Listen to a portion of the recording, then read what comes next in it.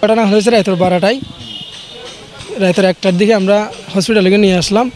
ঢুকাবার সময় মানে আমার আব্বার ফরান গেছে, আমার বড় ভাইয়ের ফরান ওই জায়গা থেকে এসেছে, সব জায়গায় মানে যে হিন্দু মাসে হিন্দু ফরান গেছে, মানে 25 জন আসিল সঙ্গে, মানে 810 গুলি আসিল, মানে আর কি কিরিস, মানে বাতি বিড়ালির মাথা, হন্ডা লট এগুলো। মানে প্রথম আমার বাইকে মানে টেবিলে বসে আসিল, ওটা আসার সময় কুমারছে, কুমার জন্য মানে দৌড় দিছে। বাপ যখন বাতি মেরে আবার সময় বাবারে দূরত্বতা গুলি করে দিয়ে তো রিয়ান দিয়ে হয়ে দিয়ে বাপিয়ত পড়ে গিয়ে পরে যে মানে বাইর যতটুক মারান আছে ততটুক মাইজি খুশমত পর্যন্ত মাইজি।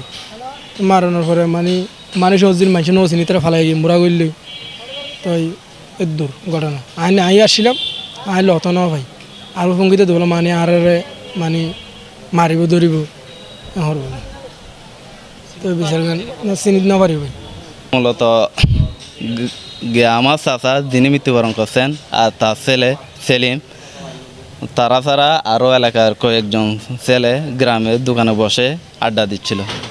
তখন ওইটা তো সীমান্ত এলাকায় একদম গুনাভাড়া বলতে কি এগুলা ডাইরেক্ট গজনিয়া লাশ মাথায়। তো সেখানে হঠাৎ করে 32 জন সন্ত্রাস বা ডাকাত বলেন, এরা মুখ বেঁধে এসে তাদেরকে গুলি বারুদ থেকে শুরু করে দা ক্রিস অস্ত্র চালিয়ে তাদের 2 জনকে নিহত করছে, আর বাকি যারা ছিল এরা পালাই গেছিল। তো তারা 2 জন মৃত্যুবরণ করছে, বাকিরা পালাই গেছে। এটার কক্সবাজার থাকি আমি মোবাইলে তো প্রতিনিয়ত দেখি মায়ামা সীমান্তে এগুলাই সবসময় চলমান আছে।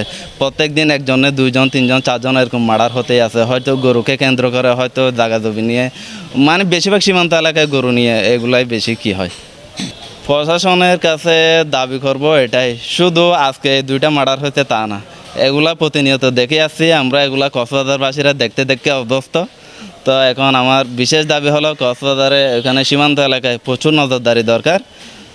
ওই গরু পাচার থেকে শুরু করে এগুলা কোন খারাপি এগুলা বন্ধ করা উচিত।